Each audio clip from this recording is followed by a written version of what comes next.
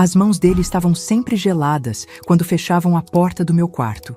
Foi assim que aprendi que aquele ser do mal não precisa de fogo para queimar uma alma do bem. As mãos dele estavam sempre geladas quando fechavam a porta do quarto. Foi assim que aprendi que o demônio não precisa de fogo para queimar uma alma. Bom dia, meus queridos. Aqui é a Dona Iracema, com meus 83 anos nas costas e uma história que guardei em silêncio por quase toda a minha vida. Falo diretamente da minha casinha simples em Cantagalo, interior do Rio de Janeiro, onde as montanhas escondem tantos segredos quanto os corações das pessoas. Antes de começar essa jornada tão difícil, queria agradecer por vocês estarem aqui comigo. É uma bênção poder compartilhar isso depois de tantos anos. Se puderem, deixem um comentário dizendo de onde estão assistindo este vídeo. Isso aquece meu coração de velhinha, saber que minhas palavras chegam em tantos lugares diferentes.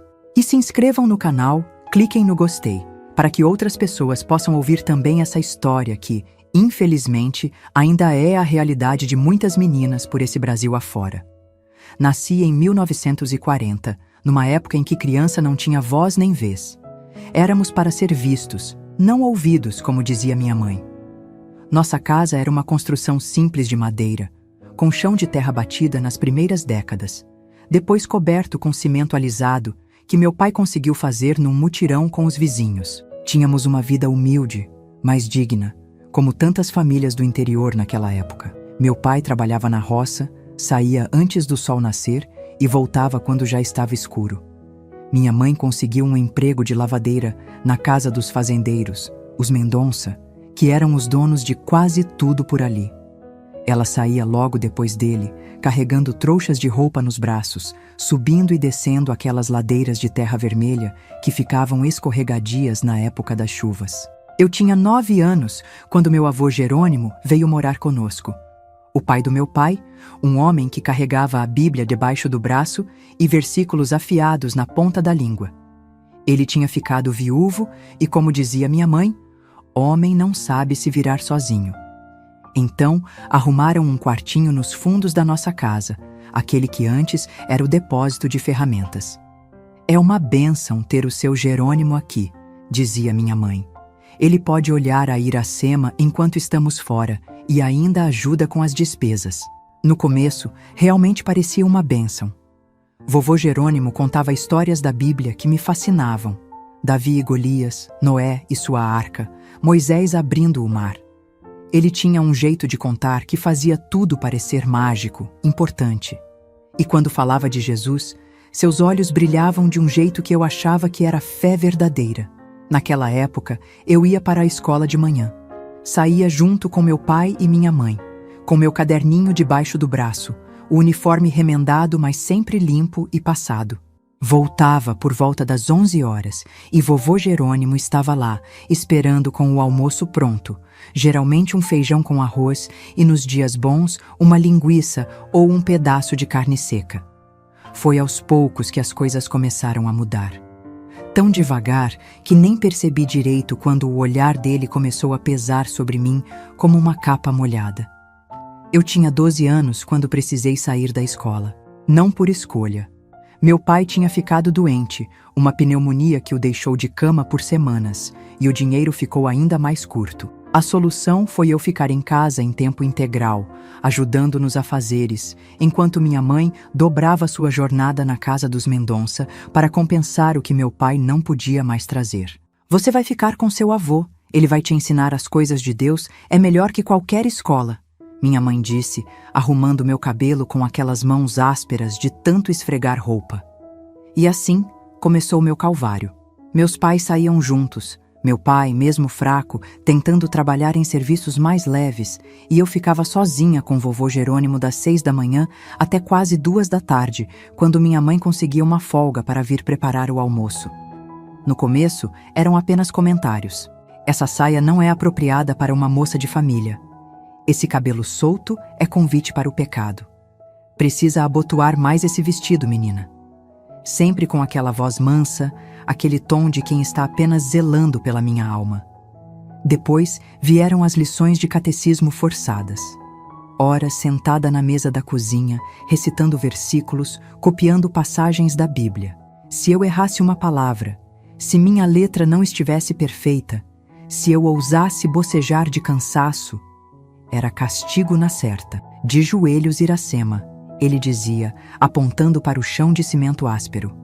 É assim que se fala com Deus quando se comete um pecado. No início, os castigos eram ajoelhar por 15 minutos, rezando o Pai Nosso e a Ave Maria sem parar. Com o tempo, os 15 minutos viraram 30, depois 1 hora. O cimento arranhava meus joelhos até sangrar, mas eu não podia chorar. Chorar era sinal de fraqueza, era dar espaço para o demônio entrar. Tinha dias que ele me obrigava a ficar de joelhos com os braços abertos, como Cristo na cruz. Se meus braços baixassem 1 centímetro que fosse, o tempo recomeçava.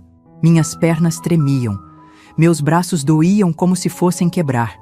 Mas eu não podia mostrar fraqueza. É pelo seu bem, ele dizia, sentado na cadeira de balanço, me observando com aqueles olhos que já não eram mais de avô. Eram de alguma coisa que eu não conseguia nomear. É para limpar sua alma do pecado. Qual era meu pecado? Eu não sabia. Ser menina? Estar crescendo? Existir? Aos 13 anos, meu corpo começou a mudar, e com ele, os pecados que vovô Jerônimo via em mim se multiplicaram. Um dia, me pegou penteando o cabelo na frente do pequeno espelho rachado que tínhamos na sala. Vaidade, ele rosnou, arrancando o pente da minha mão com tanta força que alguns fios de cabelo vieram junto. Sabe o que a Bíblia diz sobre mulheres vaidosas? São como sepulcros caiados, bonitos por fora, cheios de podridão por dentro. Naquela tarde, o castigo foi diferente. Fui obrigada a ajoelhar no milho, grãos duros e pontiagudos fincando-se na pele tenra dos meus joelhos. E enquanto eu chorava silenciosamente, mordendo os lábios para não gritar, ele lia passagens sobre a queda de Eva, sobre como a mulher trouxe o pecado ao mundo. Repita comigo, ele ordenava. Eu sou a causa do pecado. Eu sou a tentação. Meu corpo é um instrumento do diabo. E eu repetia, as palavras saindo entre soluços engasgados, os joelhos sangrando, a alma se quebrando um pouco mais a cada sílaba forçada. Depois desse dia, os rituais se tornaram mais frequentes, mais elaborados. Ele dizia que via o demônio em mim, que precisava expulsá-lo, que era sua missão divina me salvar de mim mesma. Quando meus seios começaram a aparecer sob as blusas, ele me obrigou a usar faixas apertadas para escondê-los. Instrumento de perdição, ele murmurava, os olhos fixos justamente onde não deveriam estar. A faixa machucava, cortava minha respiração, deixava marcas vermelhas na pele que ardiam por dias. Aos 14 anos, tive minha primeira menstruação. Assustada, sem entender direito o que estava acontecendo, corri para minha mãe, que chegou mais cedo naquele dia. Ela me explicou brevemente, com palavras práticas e diretas, me deu uns panos para usar e disse que agora eu era moça feita e precisava ter ainda mais cuidado. Não sei como, mas vovô Jerônimo descobriu. Talvez tenha visto os panos estendidos no varal dos fundos, talvez tenha ouvido minha conversa com minha mãe. Naquela noite, enquanto meus pais dormiam exaustos do trabalho, ele entrou no quartinho que eu dividia com meus irmãos mais novos. "Venha comigo", sussurrou, me puxando pelo braço com tanta força que deixou marcas roxas nos dias seguintes. "Precisamos limpar esse pecado de você." Me levou para a cozinha, onde a única luz vinha de uma vela que ele já tinha acendido. Na mesa, a Bíblia aberta no Levítico, naquelas passagens sobre a impureza da mulher durante seu período. De joelhos, ordenou, a voz diferente, mais baixa, quase um sibilo. Eu obedeci, tremendo de medo e de frio. Era julho. As noites em Cantagalo podiam ser geladas. O chão estava tão frio que parecia queimar.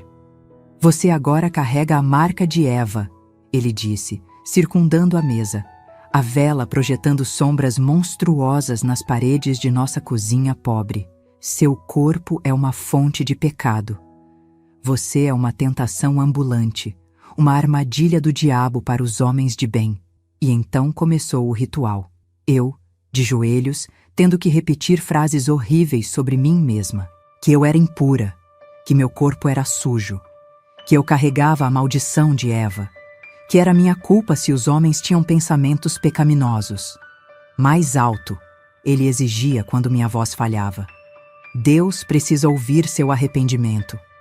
Depois veio a parte que mais me aterrorizava.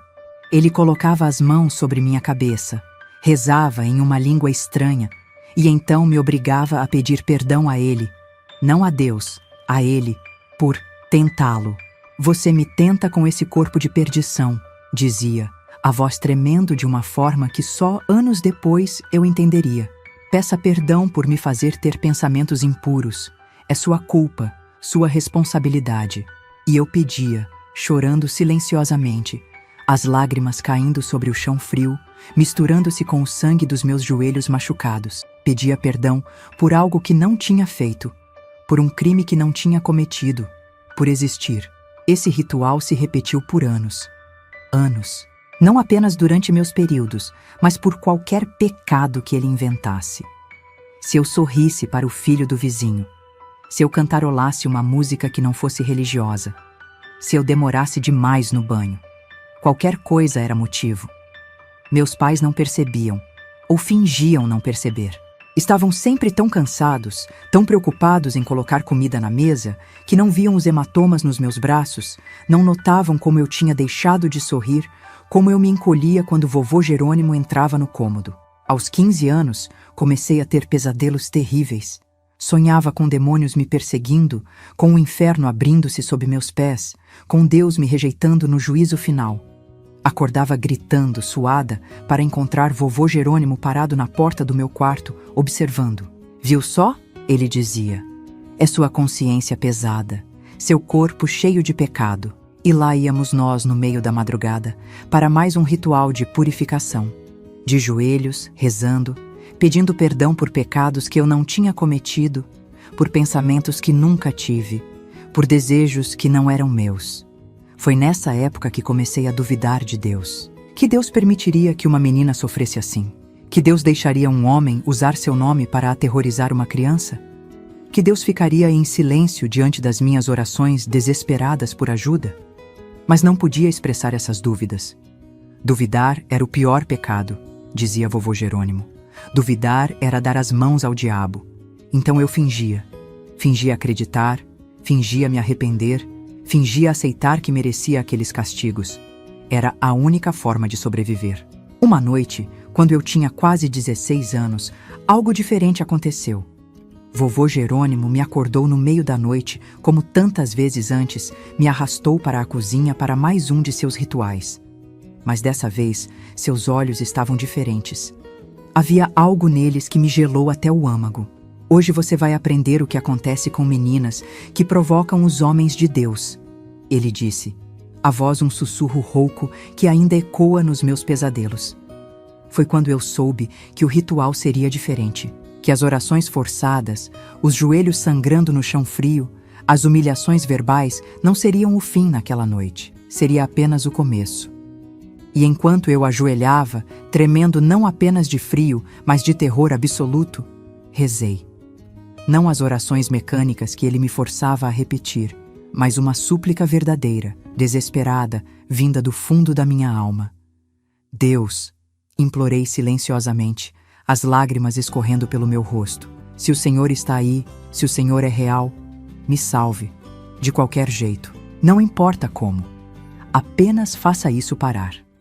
Meus queridos, Deus escuta. Nem sempre da forma que esperamos, nem sempre no tempo que desejamos. Mas Ele escuta. E naquela noite, quando tudo parecia perdido, quando a escuridão estava prestes a me engolir por completo, Ele respondeu. De uma forma que mudaria minha vida para sempre.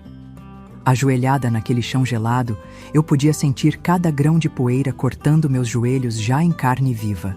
As cicatrizes se formavam sobre cicatrizes, em camadas que o tempo jamais apagaria completamente. Mas naquela noite de 1956, algo estava diferente no ar. Vovô Jerônimo tinha um brilho nos olhos que eu nunca tinha visto antes. Um fogo que não era de Deus. Não podia ser. Suas mãos tremiam enquanto segurava a Bíblia, aquela mesma Bíblia de capa preta desgastada que ele usava como escudo e espada. Repita comigo, Iracema. Sua voz saía entrecortada, quase febril. Eu sou uma serpente, como Eva. Eu trago a perdição aos homens santos. Repetia as palavras como um robô, como tinha aprendido a fazer nos últimos anos. Minha voz não parecia mais minha. Era oca, distante, como se viesse de outro corpo. Era assim que eu sobrevivia, separando minha alma do que acontecia com meu corpo. Era como assistir a tudo de longe, flutuando no teto daquela cozinha escura. Mais alto! Ele gritou, batendo a Bíblia na mesa com tanta força que o lampião tremeu, fazendo as sombras dançarem nas paredes como demônios. Deus precisa ouvir sua confissão. Aumentei o volume, mas algo dentro de mim resistia. Uma pequena fagulha que nem todo aquele terror tinha conseguido apagar. 16 anos, e meus olhos já carregavam o cansaço de uma vida inteira. Naquelas noites horríveis, ele tinha um roteiro que seguia religiosamente. A ironia da palavra não me escapa. Primeiro vinham as acusações. Eu era impura, provocante, cheia de malícia.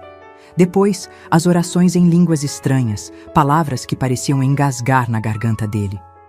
Por fim, a confissão forçada. Eu precisava admitir crimes que não cometi, pecados que nem sabia nomear. Você sabe o que acontece com as filhas de Eva que não se arrependem? Ele perguntou, aproximando-se de mim, tão perto que eu podia sentir seu hálito quente e azedo de café velho. Elas queimam. Queimam para sempre no fogo eterno.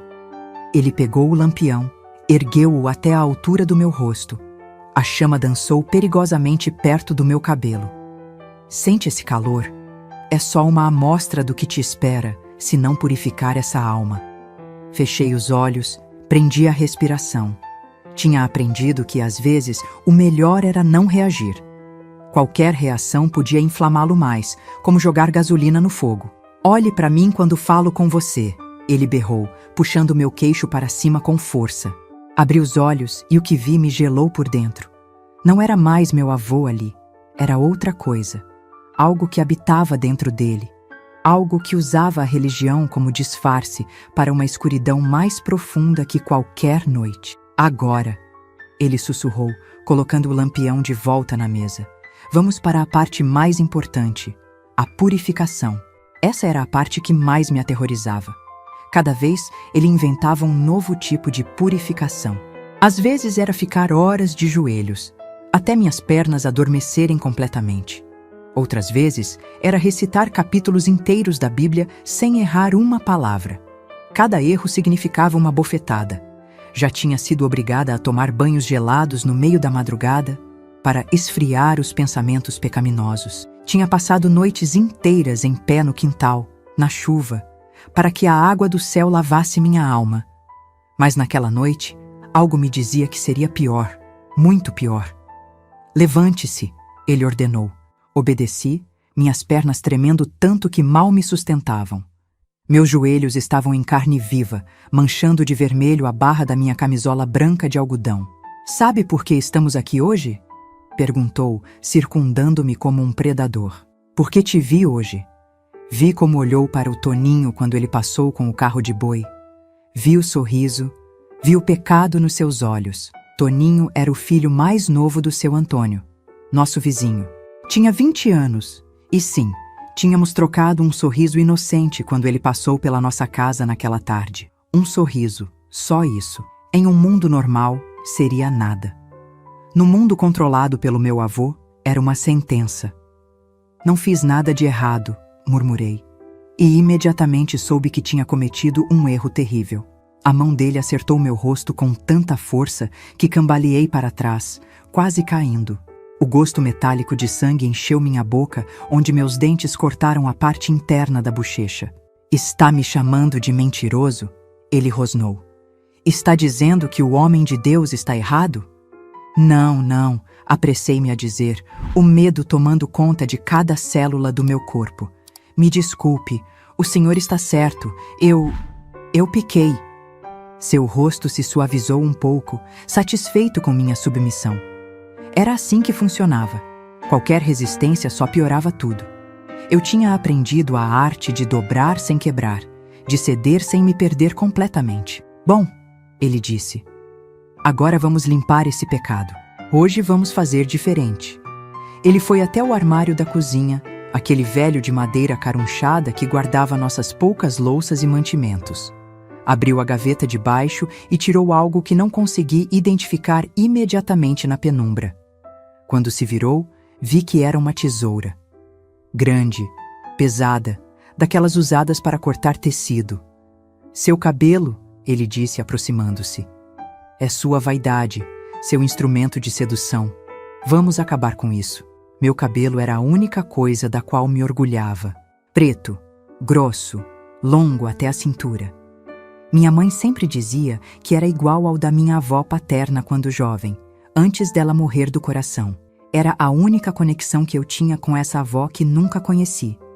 A única herança física que recebi dela. Por favor, supliquei, as lágrimas brotando instantaneamente. Por favor, não. De joelhos, ele ordenou, ignorando meu apelo. E agradeça a Deus por esse ato de purificação. Ajoelhei-me novamente naquele chão implacável, o corpo todo tremendo. Ele se posicionou atrás de mim e eu fechei os olhos, sentindo as lágrimas quentes escorrendo pelo rosto, contrastando com o frio que sentia por dentro. O som da tesoura cortando os primeiros mechas foi como um grito na noite silenciosa. Cada corte, cada mecha caindo no chão, era como perder um pedaço de mim mesma. Não era apenas cabelo, era dignidade, identidade, a última coisa que ainda era verdadeiramente minha. Repita comigo, ele dizia entre os cortes. Agradeço a Deus por me livrar da vaidade. Agradeço a Deus por me purificar. E eu repetia, a voz embargada pelas lágrimas, enquanto ele transformava meu cabelo em um amontoado irregular, cortando tão rente em alguns lugares que a tesoura arranhava meu couro cabeludo, deixando pequenos cortes que ardiam. Quando terminou, pegou um espelho quebrado que ficava pendurado na parede e colocou na minha frente. Olhe para você agora. Menos tentadora, não é? Menos perigosa. A imagem que vi quase não reconheci. Uma menina com olhos assustados, o rosto manchado de lágrimas e sangue, o cabelo destroçado como se tivesse sido atacada por um animal selvagem. Algumas partes estavam quase na raiz, outras ainda tinham alguns centímetros. Era uma visão de pesadelo. Agradeça, ele exigiu. Obrigada, murmurei, sem conseguir olhar mais para aquele reflexo quebrado. Ele colocou o espelho de lado e ajoelhou-se na minha frente. Seus olhos agora tinham aquele brilho estranho novamente, algo que ia além da satisfação por ter me purificado. Agora vem a parte mais importante, ele disse, a voz mudando para algo mais baixo, mais íntimo, que fez meu estômago revirar. A verdadeira purificação. Foi nesse momento que soube que todos os horrores anteriores tinham sido apenas o prelúdio, que o verdadeiro inferno estava apenas começando. Ele ergueu a mão, tocou meu rosto de uma forma que nenhum avô deveria tocar uma neta. Seus dedos desceram pelo meu pescoço, parando na gola da minha camisola. Um corpo tão jovem, tão cheio de pecado, murmurou, mais para si mesmo que para mim. Precisa ser purificado completamente. Fechei os olhos, sentindo-me tão suja, tão impotente, tão pequena diante daquele mal disfarçado de santidade. Naquele momento, todo o ensinamento religioso que ele tinha me forçado a engolir durante anos se revelou como realmente era. Não era Deus que falava através dele. Era algo muito, muito mais escuro. Deus, rezei silenciosamente, sem mover os lábios. Se o Senhor existe mesmo, se está me ouvindo, por favor, me tire daqui, de qualquer jeito, não importa como. Seus dedos começaram a desabotoar minha camisola e eu me preparei para o pior.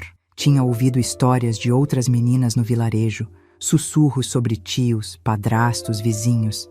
Histórias que terminavam com olhares baixos e frases incompletas. Agora eu entenderia o que ficava por trás daqueles silêncios. Você vai me agradecer. Ele sussurrou, o hálito quente e azedo contra meu rosto. Vai agradecer por eu salvar sua alma. E então, como se minha oração silenciosa tivesse sido ouvida, algo aconteceu. Primeiro foi um espasmo. Suas mãos, que seguravam minha camisola, de repente apertaram o tecido com uma força anormal. Seus olhos se arregalaram, não mais com aquele brilho predatório, mas com algo novo. Surpresa, confusão, que... Ele começou, mas a palavra ficou engasgada. Sua mão esquerda soltou minha camisola e foi até o peito, agarrando a camisa como se tentasse arrancar algo de dentro dele. O rosto, antes corado pela excitação doentia, agora ficava rapidamente pálido, depois com um tom azulado. A boca se abriu e fechou como a de um peixe fora d'água, buscando o ar que não vinha. Recuei, ainda de joelhos, assistindo a cena com um misto de terror e fascínio. Ele cambaleou para trás, derrubando a cadeira, a mão ainda apertando o peito com força, os olhos agora cheios de pânico. Tentou falar novamente, mas tudo que saiu foi um som estrangulado. Então, com um baque surdo que pareceu sacudir a casa inteira, caiu. Não me mexi por vários segundos, talvez minutos. Apenas fiquei ali, olhando para o corpo do meu algoz estirado no chão da cozinha, a luz fraca do lampião lançando sombras grotescas sobre seu rosto contorcido. Quando finalmente encontrei forças para me aproximar, toquei seu pescoço, procurando um pulso como tinha visto minha mãe fazer quando meu irmãozinho ficou muito doente uma vez. Não havia nada. Nenhuma pulsação, nenhum movimento, nenhuma respiração. Vovô Jerônimo, o homem que por anos tinha sido o demônio disfarçado de anjo na minha vida, estava morto. Um ataque cardíaco fulminante, diria depois o médico que raramente vinha àquelas bandas. Olhei para minhas mãos, depois para o corpo, depois para o céu que podia ver pela janelinha da cozinha. Um céu estrelado, indiferente ao drama que acabara de se desenrolar sob seu manto escuro. Foi o Senhor? Sussurrei para as estrelas distantes. Foi o Senhor que atendeu minha oração? Não houve resposta, claro. Apenas o silêncio da noite, o vento sussurrando nas folhas da mangueira do quintal, o pio distante de uma coruja. Mas naquele momento, ajoelhada no chão frio, com meu cabelo destroçado caído ao meu redor como uma oferenda macabra, com o corpo do meu torturador estirado na minha frente, eu soube. Soube que, de alguma forma, minha oração desesperada tinha chegado aos ouvidos divinos. Que no exato momento em que o mal estava prestes a atingir seu ápice, uma mão invisível tinha intervindo. Não me mexi por um longo tempo. Não chamei por ajuda. Não gritei. Apenas fiquei ali, processando o que tinha acontecido, tentando entender o que aquilo significava para mim, para minha vida, para minha fé tão machucada. O que se faz quando sua oração por salvação é atendida com a morte de alguém? Como se sente quando seu torturador cai morto aos seus pés, no exato momento em que estava prestes a cometer o pior de seus crimes? Gratidão? Terror? Culpa? Alívio? Era tudo isso, misturado num turbilhão que me deixava tonta, confusa, perdida entre sentimentos que não conseguia nomear completamente. Quando o primeiro raio de sol entrou pela janela, iluminando o corpo no chão com uma luz dourada quase sagrada, finalmente me levantei. Minhas pernas estavam dormentes, meus joelhos em carne viva. Toquei meu cabelo destroçado, sentindo as partes irregulares, os cortes no couro cabeludo. E então fiz algo que não fazia verdadeiramente há anos. Rezei. Não as orações mecânicas e vazias que ele me obrigava a repetir. Não as súplicas desesperadas por salvação. Foi uma oração diferente. Uma conversa real com qualquer força divina que pudesse estar me ouvindo. Não sei se foi o Senhor que fez isso, sussurrei, olhando para o corpo no chão. Não sei se devo agradecer ou pedir perdão. Não sei o que isso faz de mim. Mas se foi o Senhor, obrigada.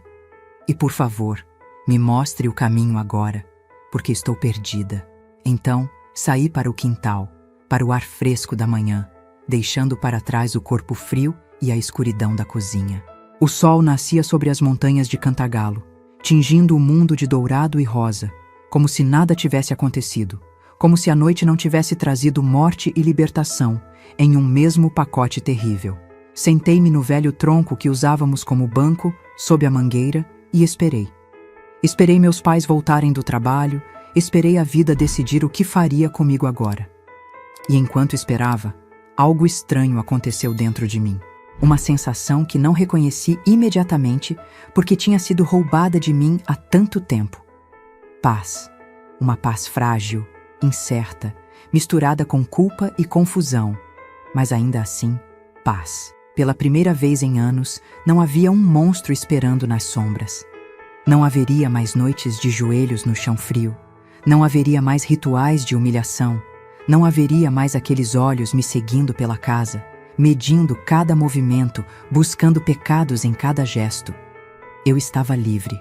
E enquanto o sol subia no céu, banhando meu rosto marcado pelas lágrimas e pelo terror da noite anterior, algo mais nasceu dentro de mim, tão frágil quanto um broto depois de uma longa seca, mas igualmente persistente. Esperança. A esperança de que, talvez, Deus realmente existisse. Não o Deus cruel e vingativo de vovô Jerônimo, mas algo diferente. Algo que tinha ouvido o grito silencioso de uma menina aterrorizada e tinha respondido da única forma possível naquele momento. Era um começo sangrento, traumático, marcado pelo horror, mas ainda assim, um começo. O primeiro dia de uma vida que, embora eu ainda não soubesse, seria longa o suficiente para encontrar a cura, a paz e, eventualmente, até mesmo o perdão. O corpo do meu avô ficou estendido naquele chão de cozinha por quase 2 horas antes que meus pais chegassem. 2 horas em que não chorei, não gritei, apenas fiquei sentada no quintal, olhando o sol subir no céu como se fosse um dia qualquer. Ouvi o grito da minha mãe antes mesmo de vê-la. Um grito que rasgou o silêncio da manhã como um relâmpago, seguido pelos passos apressados do meu pai. Não me movi. Sabia que precisavam me encontrar por conta própria, precisavam juntar as peças daquele quebra-cabeça macabro. Iracema! Iracema! A voz da minha mãe era puro pânico enquanto corria pelo quintal. Quando me viu sentada sob a mangueira, parou abruptamente. Seus olhos percorreram meu cabelo destroçado, minha camisola manchada de sangue dos meus joelhos, meu rosto inchado da bofetada. Meu Deus, menina, o que aconteceu? Seu avô? Ele está morto, completei, com uma voz que não parecia minha. Uma voz calma demais, distante demais. Ele teve um ataque. Durante a noite, meu pai apareceu logo atrás dela, o rosto uma máscara de choque e confusão. O que você fez, Iracema? O que você fez com meu pai? A acusação me atingiu como um tapa, mas não mais forte que os que já tinha recebido. Não me defendi. Apenas olhei para ele com aqueles mesmos olhos vazios que tinha desenvolvido como proteção. Eu não fiz nada. Foi o coração dele. Dr. Renato pode confirmar quando vier. Meu pai avançou, os punhos cerrados, o rosto contorcido em uma mistura de dor e raiva. Por um momento, pensei que ele fosse me bater, continuar de onde seu pai tinha parado. Mas minha mãe entrou na frente. Olhe para ela, Jair. Olhe para o estado dela. O que aquele velho fez com nossa filha? Foi a primeira vez que ouvi minha mãe se referir ao meu avô como aquele velho, não como seu Jerônimo ou seu pai quando falava com meu pai. Algo tinha mudado no momento em que ela me viu naquele estado. Meu pai parou, olhando-me realmente pela primeira vez em anos. Viu o cabelo cortado brutalmente, os joelhos em carne viva, os olhos vazios de uma menina que tinha visto coisas que nenhuma criança deveria ver. O que ele fez com você? Perguntou, a voz agora embargada, uma mistura de medo e compreensão tardia. Não respondi imediatamente. Como explicar anos de terror em palavras? Como descrever as noites de joelhos no chão frio, as humilhações, as orações forçadas, o medo constante? Como fazer ele entender o que seu próprio pai tinha se tornado? Ele me purificava, disse finalmente, a palavra saindo como veneno da minha boca. Todas as noites, por anos, meu pai cambaleou como se tivesse levado um soco. Apoiou-se no tronco da mangueira, o rosto pálido, os olhos arregalados. Minha mãe ajoelhou-se na minha frente, pegando minhas mãos entre as suas. Que tipo de purificação, filha? Perguntou, embora eu pudesse ver em seus olhos que ela já suspeitava da resposta. De joelhos, respondi, o olhar fixo em algum ponto além dela, além daquele quintal, além daquela vida. Ele me fazia ficar de joelhos por horas. Me obrigava a rezar, a me arrepender de pecados que ele inventava. Dizia que eu era impura, que eu tentava ele, que era minha culpa. Minha voz falhou pela primeira vez. As lágrimas que não tinham vindo durante toda a noite e manhã finalmente transbordaram. Minha mãe me puxou para seus braços, apertando-me contra seu peito ossudo, seu próprio corpo sacudindo com soluços. Minha filha, minha filhinha, por que você nunca disse nada? Por que guardou isso tudo sozinha? Afastei-me um pouco, olhando diretamente nos olhos dela. Vocês acreditariam? Acreditariam na palavra de uma menina contra a do grande homem de Deus? Ela não respondeu, e seu silêncio foi resposta suficiente. Não, eles não teriam acreditado. Teriam pensado que eu estava exagerando, inventando histórias, sendo rebelde. Teriam me castigado por falar mal do velho Jerônimo, o patriarca respeitado, o homem que carregava a Bíblia debaixo do braço. Meu pai ainda não tinha se movido. Parecia petrificado, encostado na mangueira. Seus olhos iam do meu cabelo destroçado para a casa, onde o corpo de seu pai jazia na cozinha. O que aconteceu ontem à noite? Ele perguntou finalmente, a voz pouco mais que um sussurro. O que aconteceu para ele, para o coração dele? Fechei os olhos por um momento, revivendo a cena. Os dedos dele nos botões da minha camisola, o brilho doentio nos olhos, o espasmo repentino, a mão agarrando o peito, o corpo caindo com um baque surdo. Ele ia fazer algo pior. Respondi simplesmente. Algo que nunca tinha feito antes. E então, ele caiu, como se uma mão invisível tivesse atingido seu coração.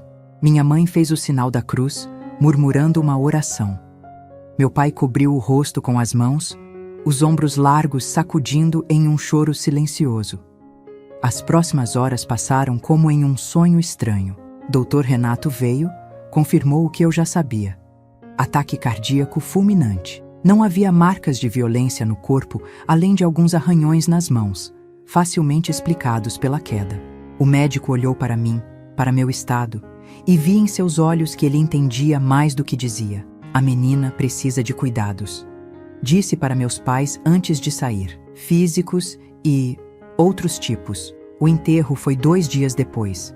Uma cerimônia pequena, apenas a família e alguns vizinhos.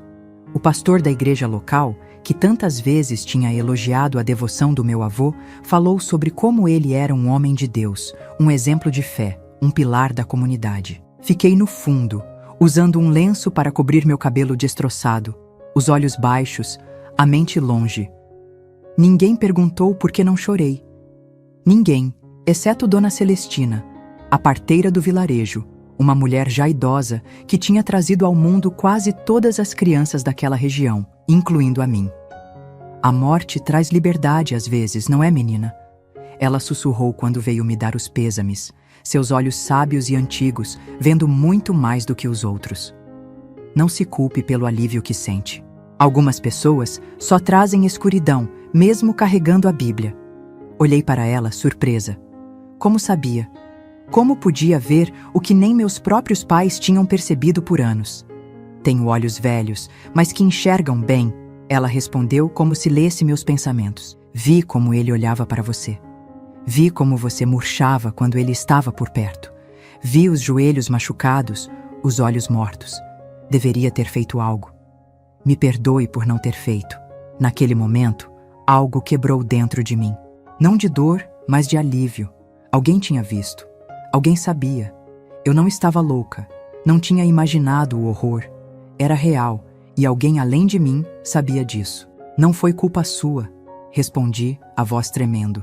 Não foi culpa de ninguém, exceto dele. Ela apertou minha mão.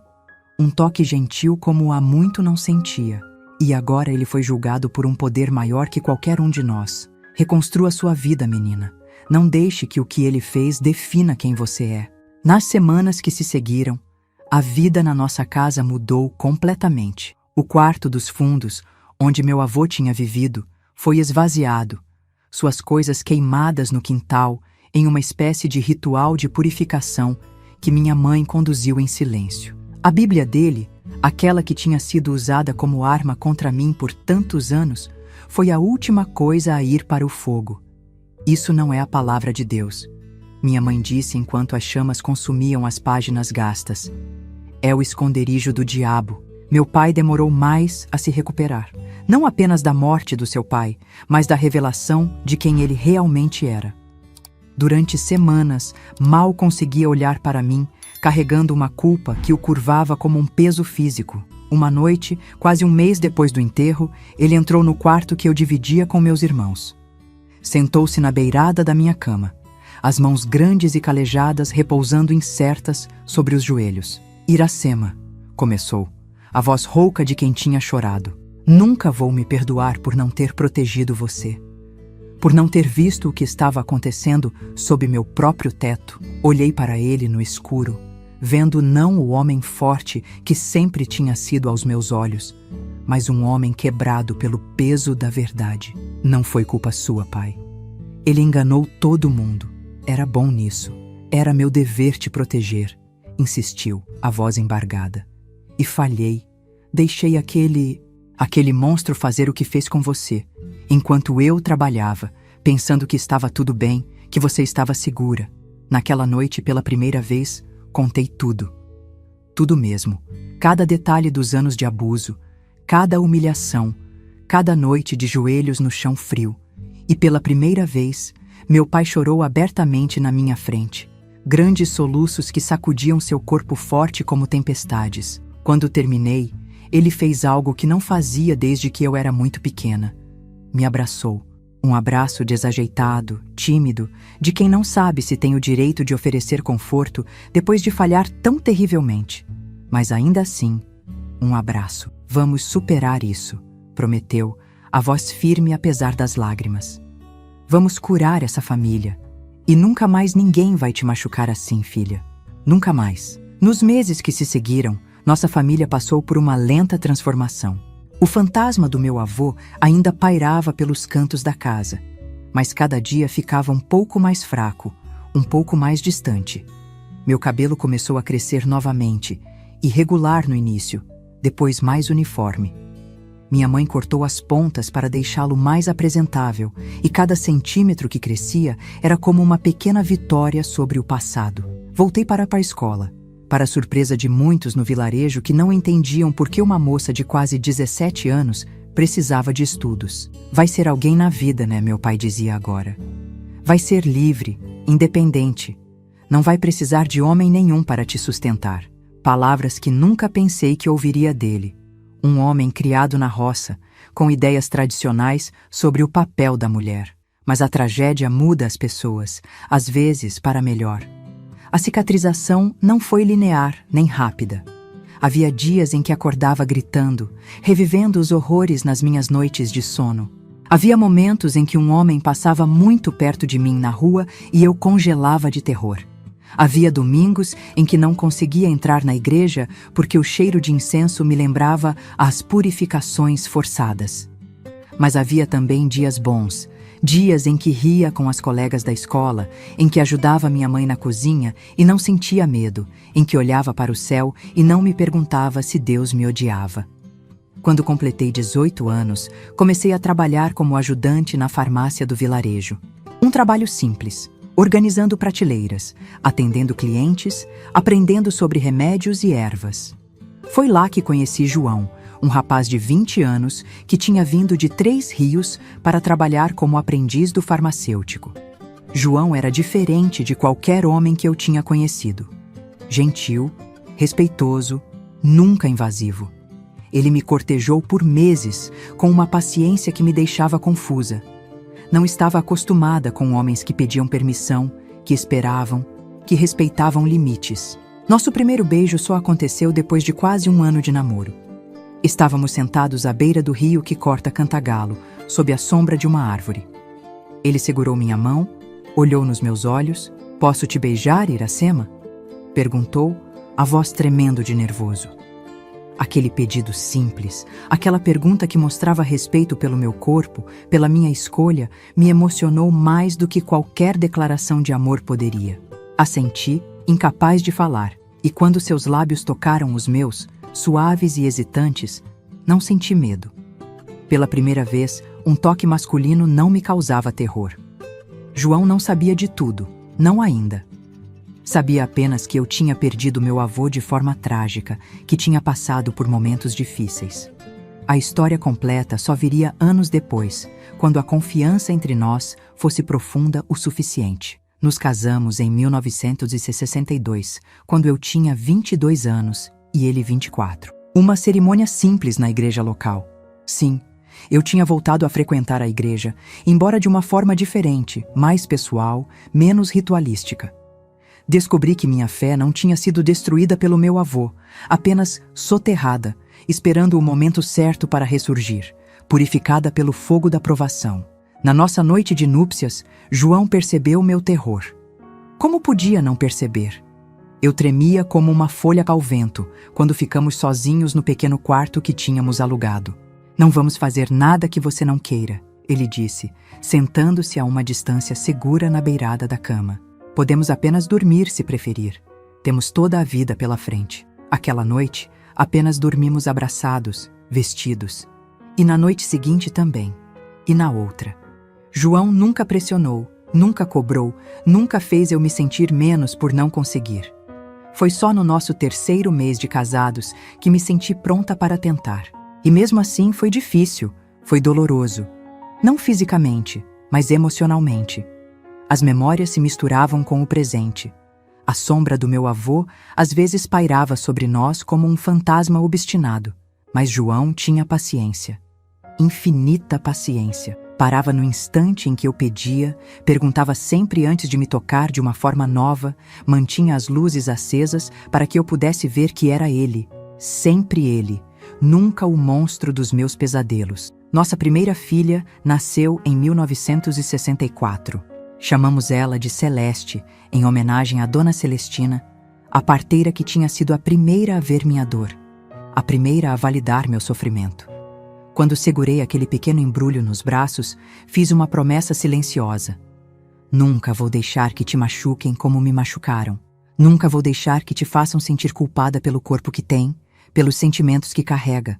Olhando para ela, tão pequena, tão perfeita, tão inocente, compreendi finalmente, em um nível visceral, o horror do que meu avô tinha feito. A perversidade de usar religião, autoridade e medo para abusar de uma criança. A monstruosidade que se escondia atrás da fachada de homem de Deus. E compreendi também, com uma clareza que me fez chorar no silêncio da madrugada, enquanto todos dormiam, que o que aconteceu naquela noite, o ataque cardíaco fulminante que o levou no exato momento em que se preparava para cometer seu pior crime, não tinha sido coincidência. Tinha sido, sim, uma intervenção. Um milagre brutal, terrível em sua execução, mas ainda assim, um milagre. A mão de Deus, não o Deus vingativo e cruel que meu avô pregava, mas um Deus de justiça e proteção, havia descido sobre aquela cozinha escura e tinha dito: basta. Essa compreensão não trouxe alegria, não trouxe satisfação. Trouxe uma aceitação solene, um entendimento profundo de que há forças maiores que nós, operando de formas que não podemos compreender completamente. E trouxe também a certeza de que, apesar de tudo que sofri, eu não estava sozinha naquele sofrimento. Alguém, ou algo, estava comigo, mesmo nas noites mais escuras. Nunca mais vi meu avô nos meus sonhos depois do nascimento da Celeste. Os pesadelos finalmente cessaram, substituídos por sonhos comuns, às vezes até alegres. Era como se aquele capítulo da minha vida tivesse finalmente se fechado, a última página virada. O milagre brutal que me libertou naquela noite não foi apenas a morte do meu algoz. Foi também o nascimento de uma nova Iracema, uma que, lentamente, dolorosamente, estava aprendendo a não ter medo, a não se sentir culpada, a não carregar o peso de pecados que nunca foram seus. Uma Iracema que, apesar das cicatrizes, algumas visíveis, a maioria não, tinha encontrado o caminho de volta para a luz. A maternidade trouxe para minha vida uma luz que nunca imaginei possível. Quando segurava a pequena Celeste nos braços, sentindo o calor do seu corpinho contra meu peito, o mundo inteiro parecia fazer mais sentido. Como se, depois de anos na escuridão, eu finalmente encontrasse a porta para um jardim ensolarado. Mas as sombras do passado têm garras longas. Mesmo nos momentos mais felizes, às vezes me via paralisada por medos repentinos. E se eu não fosse uma boa mãe? E se os anos de abuso tivessem quebrado algo fundamental dentro de mim? E se eu não soubesse proteger minha filha do mal que existe no mundo? Celeste tinha acabado de completar 2 anos quando tive meu primeiro grande colapso. Era uma tarde comum. Eu estava estendendo roupas no varal do quintal enquanto ela brincava com uma boneca de pano. De repente, sem aviso, uma onda de memórias me atingiu com tanta força que meus joelhos cederam. Caí sentada no chão de terra, as mãos trêmulas, o suor frio escorrendo pelo rosto, incapaz de respirar. Eram fragmentos da noite em que meu avô morreu. Seus dedos nos botões da minha camisola, sua respiração pesada, o brilho doentio nos olhos e depois o espasmo, a surpresa, o corpo caindo pesadamente no chão da cozinha. Mamãe? Mamãe cai? A vozinha preocupada de Celeste me trouxe de volta.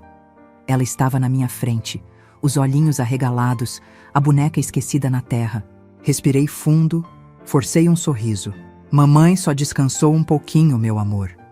Tá tudo bem. Mas não estava. Nada estava bem. O alívio que senti com a morte do meu avô, aquele alívio profundo, visceral, imediato, me corroía por dentro como ácido. Que tipo de pessoa sente alívio quando alguém morre? Que tipo de cristã agradece a Deus por levar uma vida, mesmo que seja a vida do seu torturador? Essas perguntas me perseguiam nas noites insones, enquanto João e Celeste dormiam pacificamente ao meu lado. Eu olhava para o teto escuro, sentindo o peso da culpa esmagando meu peito. Não culpa pelo que tinha acontecido. Eu sabia racionalmente que não tinha causado a morte do meu avô. Mas culpa por estar grata. Culpa por, em meus momentos mais sombrios, pensar que ele mereceu aquele final. João percebeu que algo estava errado, claro. Meu marido sempre teve uma sensibilidade especial para meus estados de espírito, mesmo antes de conhecer toda a história. O que está acontecendo, Iracema?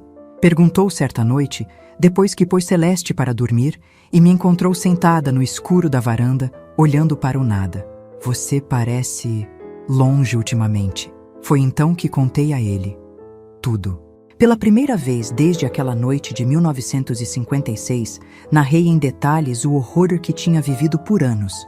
Os joelhos em carne viva no chão frio, as orações forçadas, as humilhações, os pecados inventados, e contei também sobre a noite final, sobre como meu avô caiu morto no exato momento em que estava prestes a cometer seu pior crime. João escutou em silêncio, o rosto contorcido numa máscara de horror e compaixão. Quando terminei, ele não disse nada por vários minutos. Apenas segurou minhas mãos entre as suas, acariciando meus dedos como se tentasse aquecer algo que tinha esfriado há muito tempo. Você acha que foi errado sentir alívio? Perguntou finalmente, a voz baixa, gentil. Não sei, confessei, as lágrimas escorrendo livremente agora. A Bíblia diz que devemos perdoar, que não devemos desejar mal aos outros. Mas eu rezei para que aquilo acabasse, para que algo, qualquer coisa me libertasse. E então, aconteceu. João respirou fundo, olhando para o céu estrelado acima de nós. Iracema, acho que Deus entende o coração dos desesperados melhor do que entendemos nós mesmos. Você não causou a morte dele. Não teve culpa. Mas eu fiquei feliz, João. Confessei num sussurro, finalmente colocando em palavras o que mais me atormentava. Quando percebi que ele estava morto, que nunca mais me machucaria, nunca mais me obrigaria a ficar de joelhos, nunca mais me chamaria de impura, senti uma alegria tão grande que me assustei. Ele apertou minhas mãos, olhando diretamente nos meus olhos. Isso não faz de você uma pessoa má, meu amor. Faz de você humana. Quem não sentiria alívio depois de anos de tortura? Quem não agradeceria por estar livre? Aquela conversa foi o início de uma jornada longa e dolorosa para reconciliar minha fé com minha experiência, meu alívio com minha culpa. João sugeriu que conversássemos com o novo pastor que tinha chegado à igreja, um homem jovem, com ideias mais progressistas, que não carregava o peso do fundamentalismo rígido que tinha moldado a fé da geração anterior. Pastor Gabriel nos recebeu em seu pequeno escritório numa tarde de domingo. depois do culto. Era um homem magro, de óculos redondos e olhar gentil, diferente de qualquer líder religioso que eu tinha conhecido antes. Contei minha história mais uma vez, as palavras saindo um pouco mais fáceis dessa vez, embora ainda doessem como feridas abertas. Quando cheguei à parte sobre o alívio, sobre a culpa que sentia por estar grata pela morte do meu avô, parei, esperando ver julgamento nos olhos dele. Em vez disso, vi compaixão. E algo mais, uma compreensão profunda que me pegou de surpresa. Iracema, ele disse, inclinando-se para a frente na cadeira, as mãos juntas como em oração. Você conhece a história de Davi e Golias? Assenti. Claro que conhecia. Era uma das histórias que meu avô contava, antes de tudo começar, quando ele ainda era apenas meu avô e não meu torturador. Davi celebrou a morte de Golias, continuou o pastor Gabriel. Não apenas celebrou, deu graças a Deus por ela, porque aquela morte significava libertação para seu povo, significava o fim da opressão, do medo. Ele fez uma pausa, deixando as palavras penetrarem. A Bíblia está cheia de histórias onde a intervenção divina resulta na morte de opressores. O que aconteceu naquela noite na sua cozinha, alguns chamariam de coincidência, outros de justiça divina. Eu prefiro pensar que foi a mão de Deus protegendo uma de suas filhas mais vulneráveis no momento em que ela mais precisava. Algo dentro de mim se soltou com aquelas palavras. Um nó que eu carregava há anos começou a se desfazer, lentamente, dolorosamente. Não foi uma cura instantânea.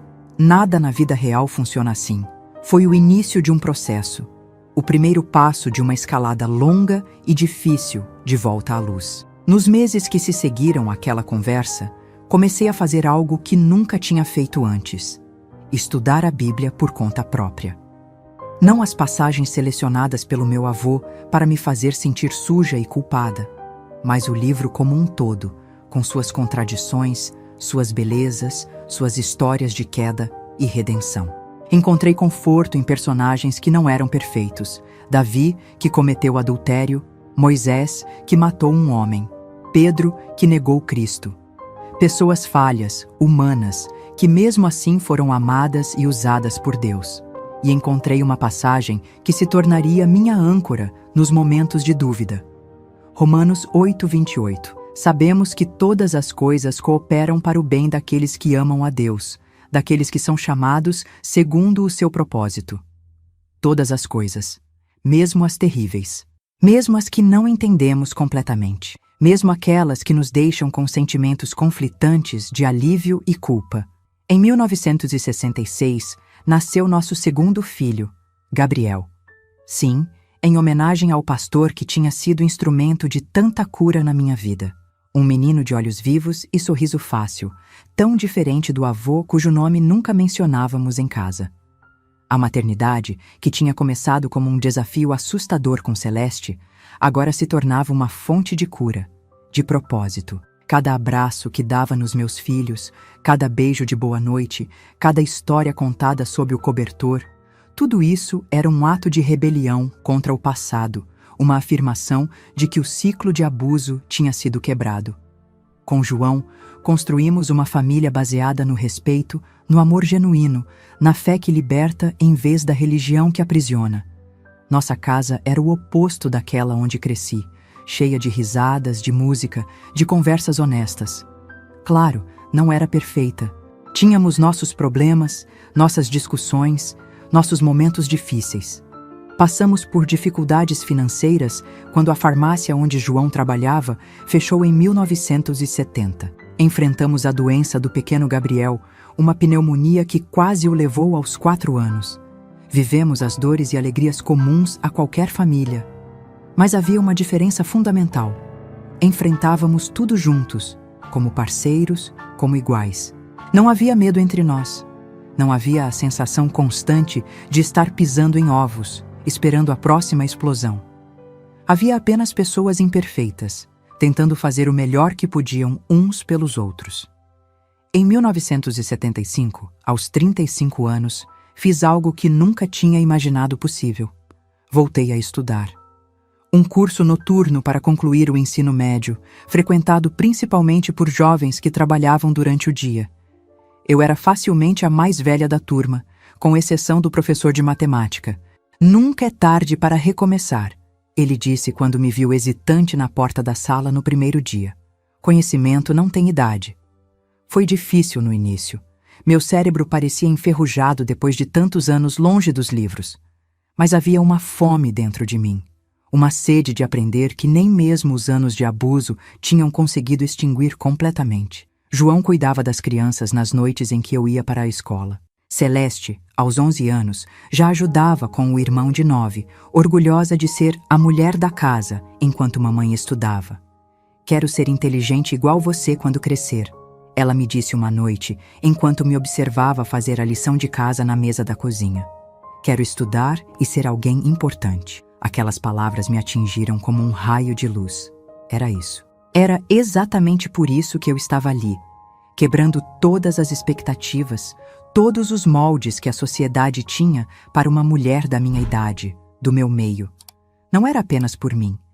Era por Celeste, para mostrar a ela que uma mulher podia ser mais do que esposa e mãe, que podia sonhar, aprender, crescer, não importa o que tivesse passado, não importa quantos anos tivesse. Quando me formei, em 1977, minha família inteira estava lá. João, Celeste, Gabriel e até mesmo meus pais, já idosos, mas orgulhosos de um jeito que nunca tinha visto antes. Especialmente meu pai, que chorou abertamente quando peguei meu diploma. Ele, que nunca tinha tido oportunidade de estudar além do primário, que tinha passado a vida trabalhando na roça para sustentar a família. Você conseguiu, filha, ele disse, abraçando-me com força depois da cerimônia. Fez o que ninguém na nossa família jamais fez. Foi um momento de culminação, de realização, mas também de perdão, não pelo meu avô, cujos atos eram imperdoáveis, mas pelo meu pai, que não tinha conseguido me proteger. E por mim mesma, por todos os anos em que acreditei nas mentiras, em que me senti suja, culpada, impura. Aquele diploma representava mais que educação formal. Representava liberdade, autodeterminação, a capacidade de reescrever minha própria história. No ano seguinte, consegui um emprego como auxiliar administrativa na prefeitura de Cantagalo. Um trabalho simples, mas que me dava independência financeira pela primeira vez na vida. Meu primeiro salário foi uma revelação. Dinheiro que eu tinha ganho com meu próprio esforço, minha própria capacidade. O que vai fazer com ele? Perguntou João quando trouxe o envelope para casa, os olhos brilhando de orgulho. Pensei por um momento, saboreando a sensação de escolha, de poder. Vou guardar metade para a educação das crianças. E com a outra metade, vou comprar livros, muitos livros. E assim fiz. Nossa casa, que sempre tinha sido simples, mas acolhedora, começou a acumular estantes improvisadas, cheias de livros de todos os tipos. História, literatura, ciência, filosofia, clássicos e contemporâneos, romances e ensaios. Lia vorazmente, como quem tenta recuperar o tempo perdido, e incentivava meus filhos a fazerem o mesmo. Conhecimento é a única coisa que ninguém pode tirar de vocês, dizia sempre. Podem perder tudo na vida, mas o que está aqui, e apontava para a cabeça, vai com vocês para onde forem. Celeste seguiu meus passos, tornando-se uma leitora ávida. Gabriel preferia esportes, mas ainda assim desenvolver o hábito de ler pelo menos um pouco todas as noites antes de dormir. Nossa casa se tornou um ambiente de aprendizado constante, de discussões estimulantes, de crescimento intelectual. Foi nessa época, no final dos anos 70, que finalmente consegui fazer as pazes com o passado. Não no sentido de perdoar o imperdoável, mas de aceitar que o que tinha acontecido era parte da minha história, não a história inteira. Que o horror daqueles anos tinha me moldado, sim, mas não me definia completamente. Em uma tarde particularmente significativa, visitei o cemitério onde meu avô estava enterrado. Não tinha ido lá desde o enterro, mais de 20 anos antes. O túmulo estava abandonado, coberto de mato, a lápide simples quase ilegível sob o musgo. Não senti raiva olhando para aquela sepultura esquecida. Não senti medo, nem ódio, nem mesmo aquela culpa corrosiva que tinha me acompanhado por tanto tempo. Sentia apenas paz. Uma paz surpreendente, inesperada, como água fresca depois de uma longa caminhada no deserto. Você não venceu, disse em voz baixa para o vento, para as árvores, para o passado. Tentou me destruir, mas estou aqui, inteira, viva, amada. Você virou pó e eu floresci. Naquele momento, compreendi finalmente que o alívio que senti com sua morte não era pecado. Era sobrevivência. Era meu espírito se agarrando à vida, escolhendo a luz em vez das trevas. E se Deus tinha intervindo naquela noite, como acreditava profundamente que tinha, então meu alívio era apenas o eco da própria justiça divina. Saí do cemitério sentindo-me mais leve do que em décadas, como se tivesse finalmente deposto um fardo que carregava há tanto tempo que tinha se tornado parte do meu próprio corpo. Voltei para casa, para minha família, para os livros, para a vida que tinha construído das cinzas daquela noite terrível. Uma vida imperfeita, com seus altos e baixos, suas dores e alegrias, mas uma vida minha, escolhida, não imposta. Uma vida de possibilidades, não de limitações. O alívio e a culpa, que por tanto tempo se digladiaram dentro de mim, finalmente encontraram um equilíbrio. Não através do esquecimento. Nunca esqueci, nunca poderia. Mas através da aceitação. Da compreensão de que sentimentos contraditórios podem coexistir, que podemos carregar múltiplas verdades ao mesmo tempo. Podia sentir alívio pela morte do meu torturador e ainda ser uma boa pessoa. Podia agradecer a Deus pela intervenção que me salvou e ainda ser uma cristã genuína. Podia lembrar do horror e ainda escolher a alegria, a vida, o amor. E assim, passo a passo, dia após dia, reconstruí não apenas minha vida, mas minha relação com o divino. Uma relação baseada não no medo, na culpa ou na punição, mas no amor, na graça, na aceitação. Um Deus que não me exigia perfeição, apenas honestidade, que não me queria de joelhos no chão frio, mas de pé, forte, olhando para o futuro com esperança.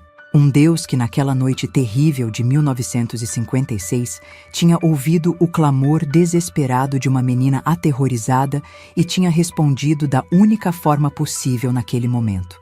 Com um milagre brutal, terrível em sua execução, mas perfeito em seu timing. Uma intervenção que, vista através das lentes do tempo e da maturidade, revelava-se como o que realmente era: amor em sua forma mais pura, mais feroz, mais protetora. E por isso, finalmente, pude dizer sem culpa, sem medo, com a certeza tranquila de quem encontrou a verdade no fundo da própria alma. Obrigada, Senhor, por tudo. Até pelo que não entendi na hora, até pelo que me pareceu terrível, até pelo milagre brutal que me libertou e me permitiu estar aqui hoje, contando esta história. Os anos 80 chegaram trazendo ventos de mudança para o Brasil e também para minha vida. Celeste, minha primogênita, preparava-se para prestar vestibular, sonhando com a faculdade de Direito. Gabriel entrava na adolescência com a inquietude típica daqueles anos, cheio de perguntas sobre o mundo, sobre si mesmo. João e eu completamos 20 anos de casamento em 1982. 2 décadas de um amor construído pedra por pedra, dia após dia, com paciência e respeito. Eu tinha 42 anos e, olhando para trás, mal reconhecia a menina aterrorizada que fui um dia. O trabalho na prefeitura, os estudos continuados, os livros que devorávamos em família, tudo isso me transformou numa mulher diferente. Não perfeita, não sem cicatrizes, mas inteira de um jeito que não achei possível por muito tempo. Quando Celeste foi aprovada na UERJ, nossa família viveu uma revolução. Minha filha seria a primeira pessoa da família a entrar numa universidade. O orgulho que senti naquele dia, vendo seu nome na lista de aprovados publicada no jornal, não tem tamanho que caiba em palavras. Foi você, mãe, ela disse, abraçando-me com força depois de receber a notícia. Foi você que me ensinou que uma mulher pode ser o que quiser. Engoli as lágrimas, segurei seu rosto entre minhas mãos. Não, minha filha. Você conseguiu porque é forte, inteligente e determinada. Eu só mostrei um caminho possível, Você é quem decidiu trilhá-lo. A ida de Celeste para o Rio de Janeiro foi um momento agridoce. A alegria da realização misturada com a dor da separação. Arrumamos suas poucas roupas numa mala velha, juntamos dinheiro para o aluguel de um quarto numa pensão perto da faculdade. Não tínhamos muito, mas o que tínhamos oferecemos com amor. Lembre-se de quem você é, disse a ela na rodoviária, segurando suas mãos entre as minhas. Lembre-se de onde veio.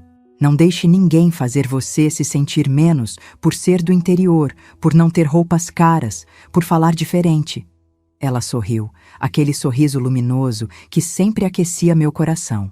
Eu sei quem sou, mãe. Sou filha de Iracema e João, neta de... Ela hesitou, como sempre fazíamos quando quase mencionávamos aquele nome. Sou neta de minha avó que nunca conheci, mas que dizem que tinha o mesmo cabelo que eu. Abracei-a com força, sentindo seu corpo jovem e forte contra o meu. Quantas noites passei acordada depois daquele dia, rezando pela sua segurança, sua felicidade. Quantas vezes peguei o telefone público da praça para ligar para a pensão, só para ouvir sua voz por alguns minutos preciosos. Foi nessa época que João começou a participar de um grupo de estudos bíblicos diferente de tudo que conhecíamos antes. Não era na igreja tradicional, mas na casa de um professor universitário aposentado que tinha se mudado para Cantagalo. Professor Cláudio, um homem de barba branca e olhos gentis, tinha passado anos estudando teologia em São Paulo e trazia uma abordagem completamente nova para as escrituras. Ele ensina de um jeito que faz tudo fazer sentido, Iracema. João me disse um dia, voltando animado de um dos encontros. Não é aquela coisa de meter medo, de falar em pecado e condenação o tempo todo. É sobre amor, sobre justiça, sobre como viver melhor aqui e agora. Relutante no início, ainda carregava cicatrizes profundas relacionadas à religião, acabei concordando em acompanhá-lo em um dos encontros. Era uma noite de junho, o ar frio da serra entrando pelas janelas da sala simples, mas acolhedora da casa do professor. Sentei-me no canto, observando o pequeno grupo, cerca de 10 pessoas, de idades e origens diversas. Uma dona de casa, um pedreiro, uma enfermeira do posto de saúde, um jovem professor da escola local. Pessoas comuns, com perguntas reais, buscando respostas que fizessem sentido em suas vidas cotidianas. Professor Cláudio começou falando sobre as bem-aventuranças, aquelas frases famosas de Jesus no Sermão da Montanha. Mas ele as apresentou de uma forma que nunca tinha ouvido antes. Quando Jesus diz, bem-aventurados os pobres de espírito, não está glorificando a pobreza ou o sofrimento, explicou ele, os olhos brilhando por trás dos óculos redondos. Está anunciando uma reviravolta na ordem do mundo. Está dizendo que aqueles que a sociedade considera fracos, marginalizados, sem valor, são precisamente os que estão no centro do reino de Deus. Algo despertou dentro de mim com aquelas palavras. Uma faísca de reconhecimento, de compreensão. Por anos, tinha me sentido exatamente assim. Marginalizada, fraca, sem valor. Primeiro pelos abusos do meu avô, depois pela culpa que carreguei, depois pelas expectativas limitadas que a sociedade tinha para uma mulher da minha origem e posição. Jesus estava virando a mesa, continuou o professor. Estava desafiando o sistema religioso opressivo de seu tempo, que usava Deus para controlar, para aterrorizar, para manter as pessoas, especialmente os mais vulneráveis, em submissão constante. Meus olhos se encheram de lágrimas. Era exatamente o que meu avô tinha feito. Usado Deus, usado a religião, como ferramentas de controle e terror.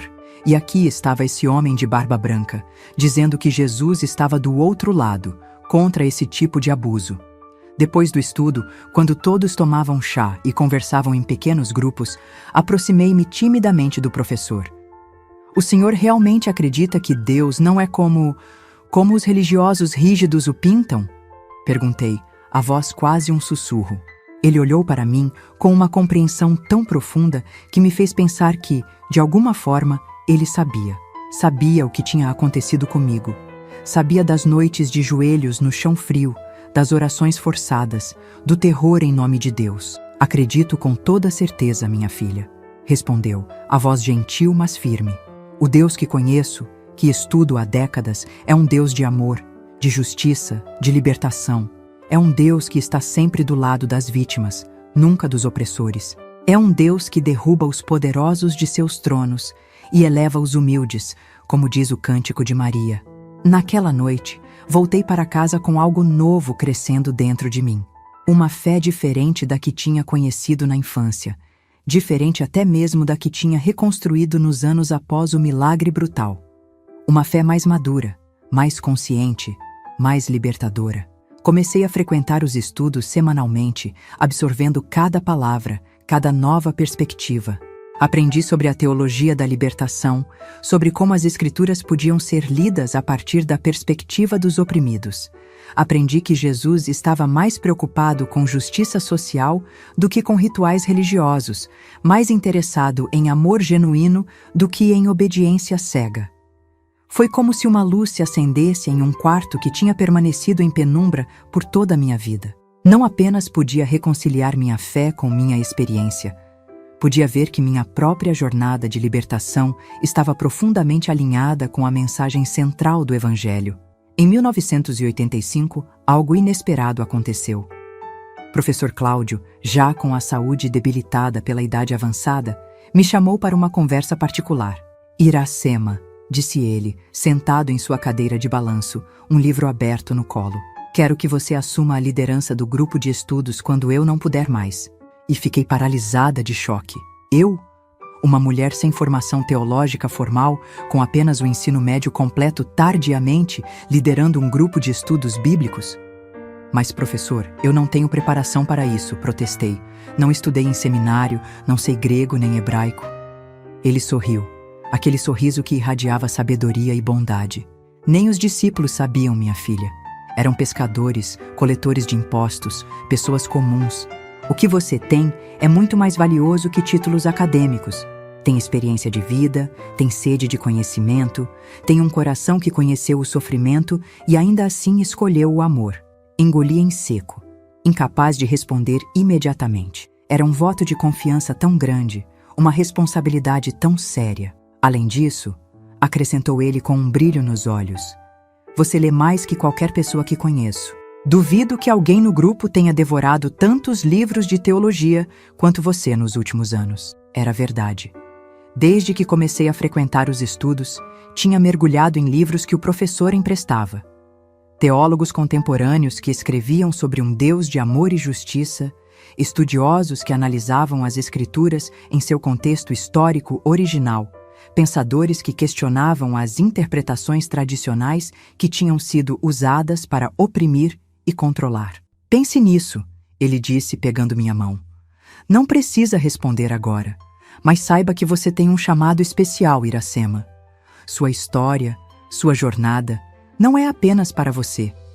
É para ser compartilhada, para ajudar outros que estão presos nas mesmas armadilhas religiosas que quase destruíram você.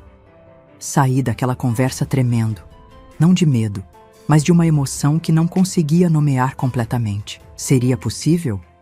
Eu, que tinha sido tão brutalmente silenciada em nome da religião, agora poderia usar minha voz para libertar outros? Conversei com João naquela noite, deitados na nossa cama simples, o ventilador velho girando preguiçosamente no teto. Você deve aceitar, ele disse sem hesitação.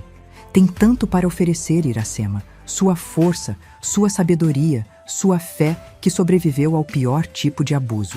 Aceitei a proposta na semana seguinte. Professor Cláudio começou a me treinar, passando seu conhecimento, seus livros, suas anotações acumuladas em décadas de estudo. Foi um período intenso de aprendizado, de crescimento, de descobertas. Quando ele faleceu, 6 meses depois, assumi o grupo com o coração pesado pela perda, mas fortalecido pela confiança que ele tinha depositado em mim. O grupo tinha crescido para quase 20 pessoas, incluindo algumas mulheres jovens que vinham em busca de uma espiritualidade que não as diminuísse, que não as culpasse simplesmente por serem mulheres. Para elas, especialmente, eu falava. Compartilhava não apenas o conhecimento teológico que tinha adquirido, mas também minha própria história. Não todos os detalhes sombrios, mas o suficiente para que entendessem que eu conhecia a dor da opressão religiosa. que tinha sobrevivido a ela, que tinha encontrado um caminho de volta para uma fé que libertava em vez de aprisionar. Deus não é o que homens violentos dizem que ele é, repetia sempre. Deus está do lado das vítimas, não dos opressores. Deus chora quando sofremos, se enfurece quando somos maltratados em seu nome. Nos anos que se seguiram, nosso grupo se tornou um refúgio para muitos em Cantagalo. Pessoas que tinham sido feridas por igrejas tradicionais, que carregavam culpas impostas por líderes religiosos autoritários, que buscavam uma espiritualidade mais autêntica e menos opressiva. Não éramos uma igreja no sentido tradicional. Não tínhamos hierarquia, dogmas rígidos ou rituais obrigatórios. Éramos apenas pessoas buscando juntas, aprendendo juntas, crescendo juntas. Éramos uma família espiritual formada não por sangue ou obrigação, mas por escolha, por afinidade, por amor genuíno. Em 1988, quando o Brasil passava por sua redemocratização, Celeste se formou em Direito. A cerimônia foi no Rio de Janeiro e nossa família inteira viajou para assistir. João, eu, Gabriel, que agora cursava engenharia em Juiz de Fora, até meus pais, já bem idosos, mas determinados a ver a neta receber o diploma. Sentada naquele auditório, vendo minha filha em sua beca, o chapéu quadrado na cabeça de cabelos escuros como os meus, senti uma onda de gratidão tão intensa que quase me tirou o fôlego. Como tínhamos chegado até ali? Como, daquela noite terrível na cozinha escura de Cantagalo, tinha nascido essa vida, essa família, essa alegria? Obrigada, sussurrei. Não para ninguém em particular. Talvez para Deus, talvez para o universo, talvez para mim mesma. Obrigada por ter sobrevivido, por não ter desistido, por ter encontrado forças onde não parecia haver nenhuma. Celeste nos surpreendeu no jantar de comemoração, naquela noite. Mãe, pai, anunciou, segurando a mão do namorado, um rapaz gentil que conhecemos há pouco tempo. Tenho uma novidade. Fui convidada para trabalhar numa ONG que oferece assistência jurídica gratuita para mulheres vítimas de violência doméstica. Meu coração parou por um segundo. Depois acelerou. Filha, isso é maravilhoso. Ela sorriu. Aquele sorriso luminoso que era sua marca registrada desde criança. Foi você que me inspirou, mãe. Suas histórias, mesmo as que você contava pela metade, com palavras cuidadosas. Sempre soube que havia algo mais ali, algo que você protegia para não nos machucar. Meus olhos se encheram de lágrimas. Nunca tinha contado os detalhes completos para meus filhos. Não queria que carregassem o peso do meu passado.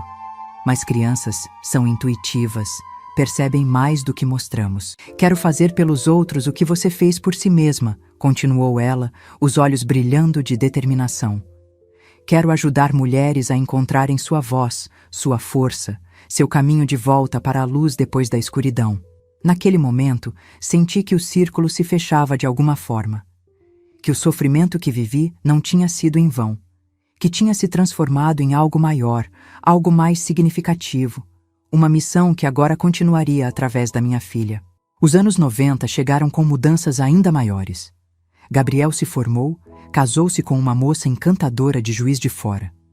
Celeste desenvolveu um trabalho reconhecido nacionalmente na defesa de mulheres vítimas de violência. João e eu, agora na casa dos 50, continuávamos nosso trabalho em Cantagalo. Ele como gerente da nova farmácia que tinha aberto na cidade, eu dividindo meu tempo entre o emprego na prefeitura e o grupo de estudos que tinha crescido ainda mais. Em 1997, aos 57 anos, fiz algo que nem nos meus sonhos mais ousados tinha imaginado. Publiquei um livro. Não era uma grande editora, apenas uma pequena gráfica em Nova Friburgo, mas ainda assim era um livro com meu nome na capa. Fé além do medo, encontrando Deus depois do trauma. Um relato da minha jornada espiritual, sem os detalhes explícitos do abuso, mas com toda a verdade emocional da minha experiência. O livro circulou principalmente em grupos religiosos progressistas, em ONGs que trabalhavam com vítimas de violência, em pequenas comunidades de fé alternativas que buscavam uma espiritualidade mais autêntica.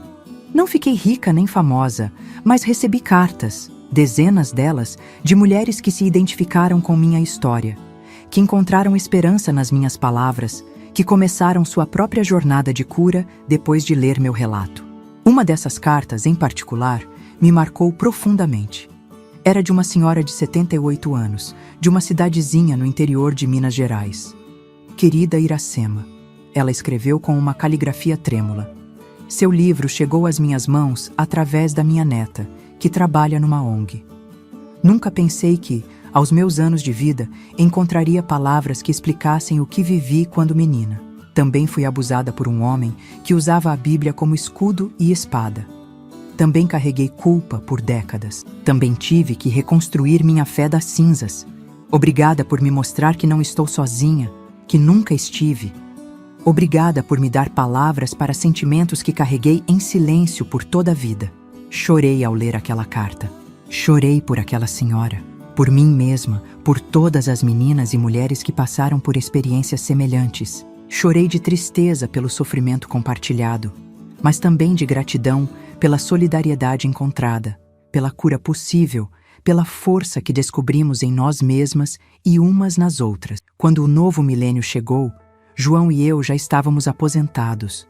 Nossos filhos tinham suas próprias famílias, suas próprias casas, suas próprias vidas. Éramos avós de 5 netos maravilhosos que enchiam nossa casa de risos nas férias e feriados. Nossa vida tinha se tornado mais tranquila, mais contemplativa. Ainda coordenava o grupo de estudos, agora com a ajuda de pessoas mais jovens que tinham se juntado a nós ao longo dos anos. Ainda recebia cartas de leitoras do meu livro, que continuava circulando em pequenos círculos, passando de mão em mão como um segredo precioso. Em 2006, completei 66 anos. Meio século tinha se passado desde aquela noite terrível na cozinha escura, quando um milagre brutal tinha mudado o curso da minha vida para sempre. Meio século de luta, de reconstrução, de aprendizado, de crescimento. Naquele ano, fiz uma peregrinação pessoal. Voltei à casa onde cresci, onde sofri, onde fui libertada de forma tão dramática. A casa tinha passado por muitas mãos depois que meus pais faleceram. Agora pertencia a uma jovem família com crianças pequenas. Não entrei, apenas fiquei na calçada, olhando para as janelas, para a porta, para o telhado que tinha sido reformado, para o jardim que agora tinha balanços e brinquedos coloridos. "O que foi, meu amor?" perguntou João, segurando minha mão enquanto observávamos a casa. "Estou pensando em como os lugares mudam, como se transformam. Essa casa, que foi cenário de tanto horror, agora está cheia de risos de crianças, de vida nova." Ele apertou minha mão, entendendo perfeitamente o que eu queria dizer. "Como você, Iracema. Como todos nós, se nos dermos a chance. Capazes de transformação, de renovação, de recomeço." Olhei para ele, para esse homem que tinha sido meu companheiro por mais de 4 décadas, que tinha me amado com paciência, com respeito, com constância. Que tinha acreditado na minha força quando eu mesma duvidava. Que tinha caminhado ao meu lado na jornada de reconstrução, sem pressa, sem julgamento. "Sabe o que mais me surpreende?" perguntei enquanto nos afastávamos lentamente da casa, voltando para o presente, para o futuro. "Não é ter sobrevivido, é ter encontrado alegria, verdadeira alegria, não apenas ausência de dor. É ter construído uma vida que vale a pena ser vivida, não apenas suportada." Ele sorriu. Aquele sorriso que ainda depois de tantos anos fazia meu coração bater um pouco mais rápido. "Você sempre foi mais forte do que pensa, Iracema. Sempre teve essa luz dentro de você, mesmo nos momentos mais escuros." Talvez ele estivesse certo. Talvez, mesmo naquelas noites de terror, de joelhos no chão frio, repetindo palavras que não eram minhas, já existisse em mim a semente do que me tornaria. A mulher que sobreviveu, que reconstruiu, que floresceu. Agora, aos 83 anos, olho para trás e vejo um caminho longo, sinuoso, às vezes escarpado, mas que me trouxe exatamente onde preciso estar. Vejo não apenas o horror dos primeiros capítulos, mas toda a beleza que veio depois. O amor encontrado, a família construída, a fé redescoberta, a voz recuperada. Compartilho essa história não para causar horror, nem para buscar pena, mas porque acredito no poder dos testemunhos. Acredito que nossas histórias, especialmente as mais difíceis, podem ser faróis para outros que ainda estão perdidos na escuridão. Se você está assistindo este vídeo e se identifica com qualquer parte da minha jornada, saiba que não está sozinho. Saiba que a escuridão, por mais densa que pareça, não é eterna.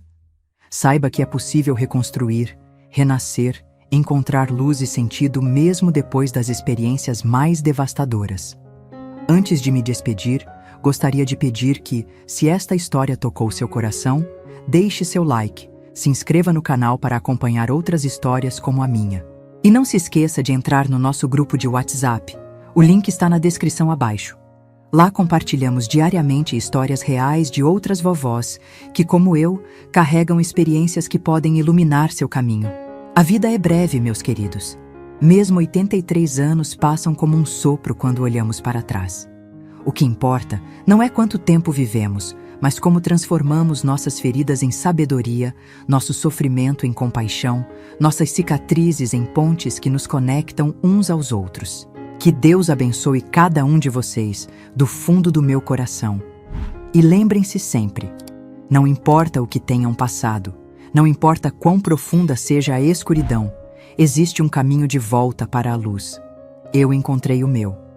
Vocês também encontrarão o seu.